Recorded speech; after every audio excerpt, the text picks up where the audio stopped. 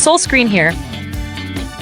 Welcome back to the channel where we talk about Korean dramas, actors, and the stories behind the screen that make us feel, think, and sometimes argue in the comments. If you love deep characters, moral dilemmas, and actors who always deliver, you're in the right place. Today, we need to talk about a comeback that honestly feels personal for longtime K-drama fans.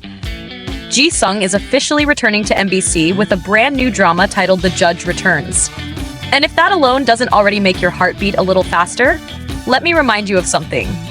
The last time Ji-sung starred in an MBC drama was Kill Me, Heal Me. Yes, that Kill Me, Heal Me. 10 years ago. A whole decade.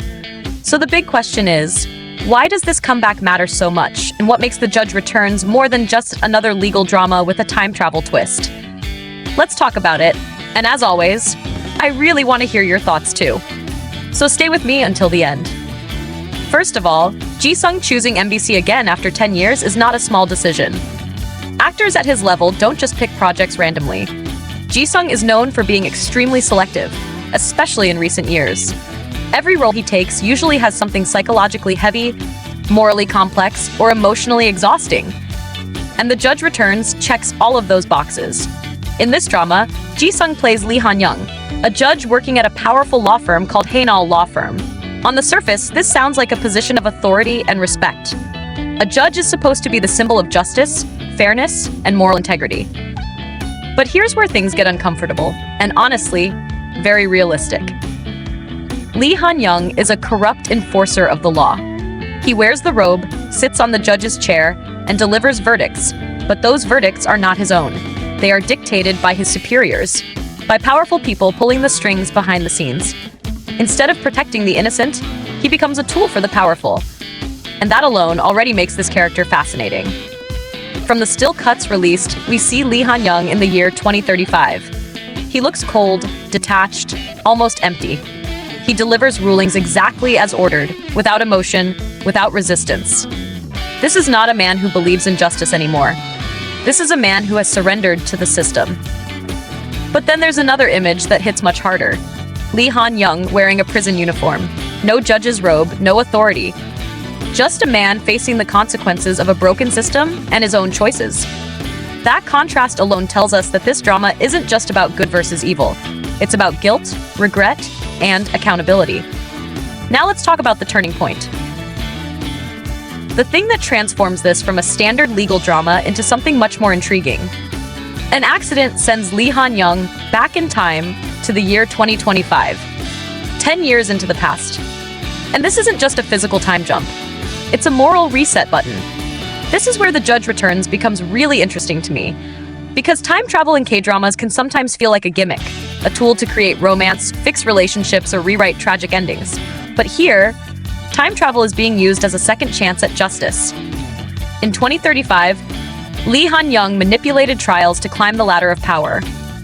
He compromised his principles, probably telling himself that survival mattered more than ideals. But in 2025, he's different. He's angry, he's driven, and most importantly, he remembers everything. He remembers the people who suffered because of his rulings, he remembers the criminals who walked free, and he remembers the system that rewarded corruption. This time, he makes a promise to himself to punish criminals fully and properly. But let's be honest here. Changing the system is never that simple, especially when your enemies are powerful, experienced, and already one step ahead.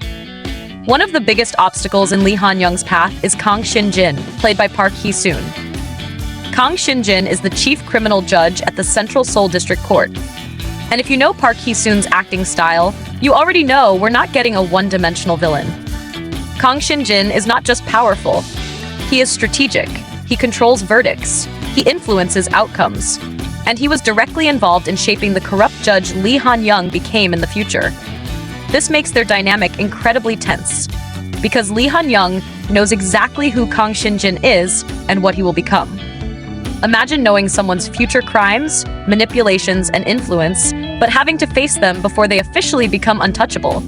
That creates a psychological war, not just a legal one. And then there's Kim Jin-ah, played by Won Jin-ah.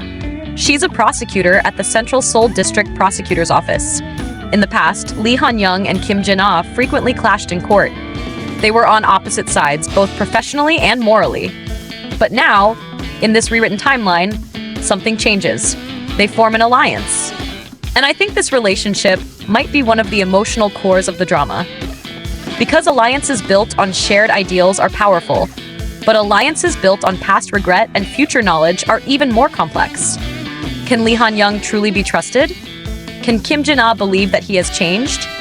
Or will his past actions always stand between them? Personally, I think this drama is asking a question that many legal dramas avoid. Is it enough to regret your past? Or do you need to sacrifice something to truly atone for it?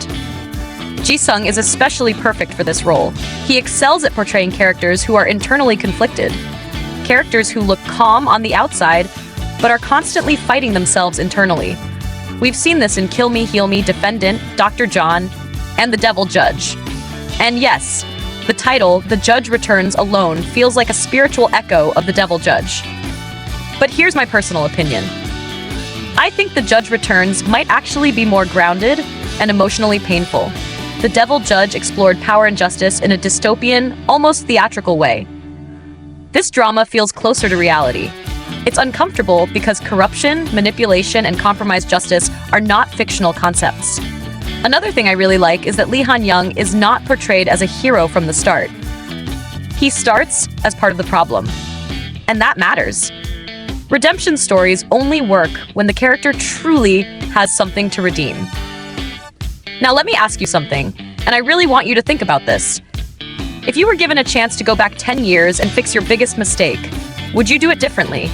Even if it meant losing everything you have now? Because that's what Lee Han-young is facing. By choosing justice this time, he is likely giving up safety, status, and maybe even his life. Power doesn't forgive betrayal easily. Another reason this drama could have strong retention is the constant tension of inevitability. Even if Lee Han-young changes certain outcomes, can he truly rewrite the future completely? Or will the system adapt itself again in new ways? This also opens up discussion about whether individuals can really change systems, or if systems inevitably change individuals. And that's something I hope the drama explores deeply. Not just through plot twists, but through consequences. I'm also curious about how the drama will portray the emotional cost of knowing the future.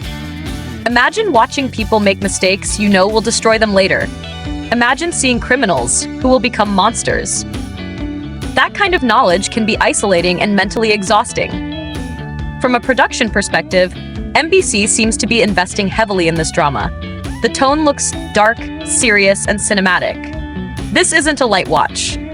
This is a drama that wants you to sit, think, and maybe feel uncomfortable. And honestly, that's why I'm excited. Korean dramas are at their best when they don't just entertain but challenge viewers. When they make us question morality instead of spoon-feeding answers. So now I want to hear from you. Do you think a corrupt judge deserves a second chance? Or do you believe some lines once crossed can never be undone? Are you excited to see Ji-sung return to MBC after 10 years?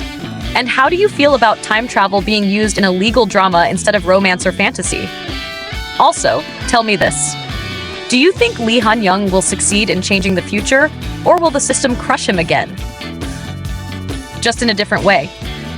Drop your thoughts in the comments. I read them, I respond, and your perspectives often shape future videos on this channel.